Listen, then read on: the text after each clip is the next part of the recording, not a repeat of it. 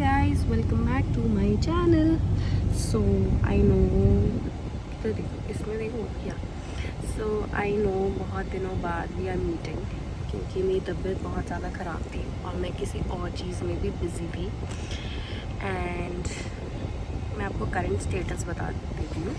सो अभी I am going to a place जहाँ मुझे लाइक बचपन से मन था बहुत ही ज़्यादा।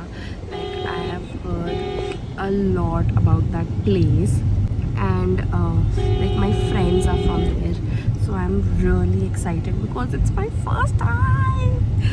और obviously अगर कोई जगह मुझे जानी है and it's important like moment for me, तो ये होना बहुत ज़रूरी है। Stay tuned and किस लिए जा रही हूँ ये भी आपको पता चलेगा अभी थोड़ी देर में, लाइक रात में बताऊँगी। एंड लकीली बट मैंने बहुत रो धो करके अपनी दोस्त को भी बुलाया है। She is travelling from Mumbai to that place and मैं यहाँ से जा रही हूँ। I am currently in Kolkata. So yeah stay tuned.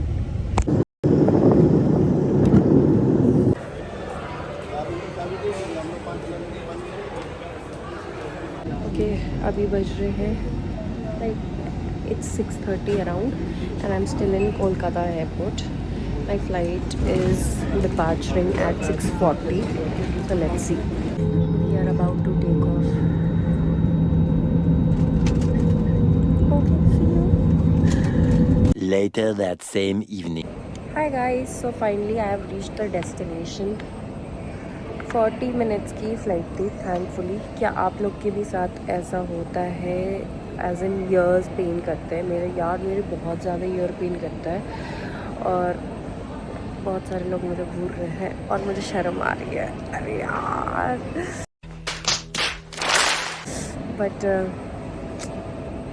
हाँ, तो मैं क्या पूछ रही थी कि क्या आप लोग के भी साथ वो ईयर पेन करता है? I think it's called aeroplane years, ऐसे करके कोई टर्म है जिसमें ईयर बहुत मेरे तो बहुत एक्सट्रीमिटी में पेन करता है।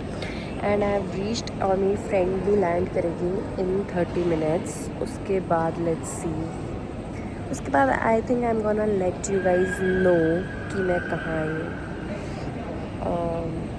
या बट ये जगह आपके लाइक आपके गेस एक्सपेक्टेशन से भी बियॉन्ड है।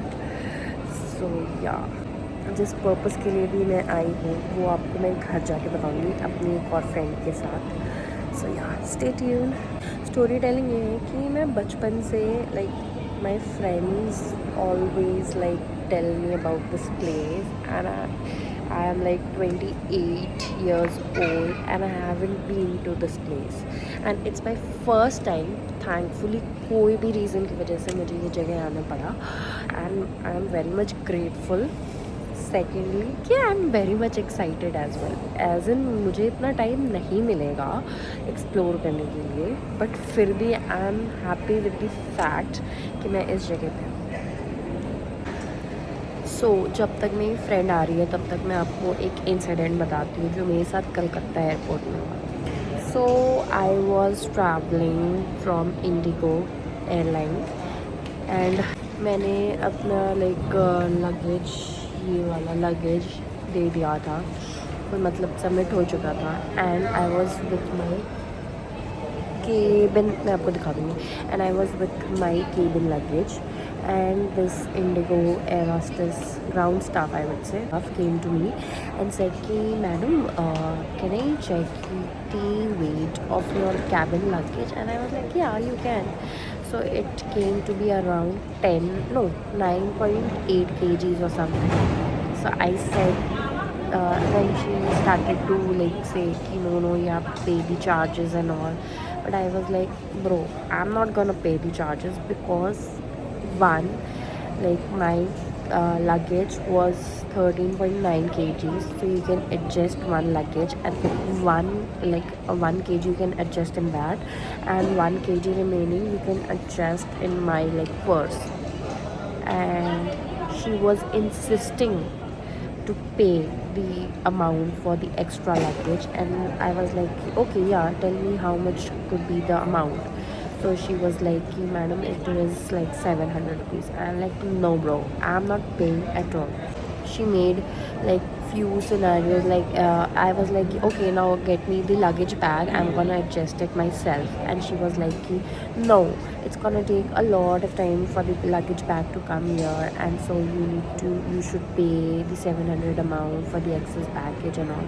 I was like, no bro, I'm not paying. I'm gonna wait here for my luggage to come back, and then I'm gonna adjust in my like the luggage bag out from the cabin luggage, and then I'm gonna go. I'm not gonna pay a single penny. This is the scam people do nowadays on airports. It's like sales only. कहाँ से पैसे उठाएं हम? मैंने तो story complete ही नहीं की। या फिर मेरा लगेज, फिर I waited for like 40 minutes. वो वहाँ पे जा कर के कुछ बोल रही थी काउंटर पे कि ये ऐसे किया वैसे किया, and then I waited for like 40 minutes for my luggage to come back, and then I adjusted, and luckily मेरा luggage bag came around 14.9 and मेरा cabin luggage came around 7.1. So I was like, bro, get it, all that. And I did not pay anything, not even a single penny. And finally मैं safely बिना extra charge दिए मैं आ चुकी हूँ, land कर चुकी है। I am so thankful.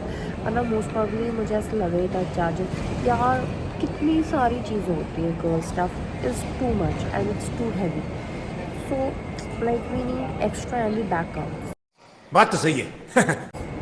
सो हमें वो चीज़ें रखनी पड़ती है, बट इन्हें समझ में नहीं आता। एक तो मैंने क्या नोटिस किया है कि हमारा जो ट्रॉली होता है, अगर आप एम्प्टी ट्रॉली को भी वे करोगे ना, तो उसका भी लाइक 5, 6, 7 kgs रहता ही है, and remaining we get only 7 to 8 kgs extra.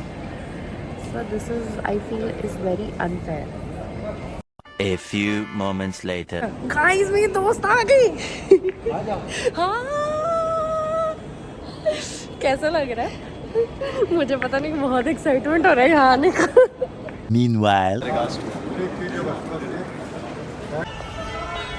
So guys मैं पहुंच चुकी हूँ। कि आपको पता चल रहा है? नहीं, सो आपको पता चल रहा है कि मैं कहाँ हूँ? अगर आप गेस कर पाओ, ये देखो, आई एम इन पटना, बिहार। सो यही वो जगह है जहाँ पे मैं आने के लिए बचपन से सोचते आई हूँ। पटना के है, इसलिए मेरा एक्साइटमेंट लेवल कुछ बियॉन्ड है पटना आने का।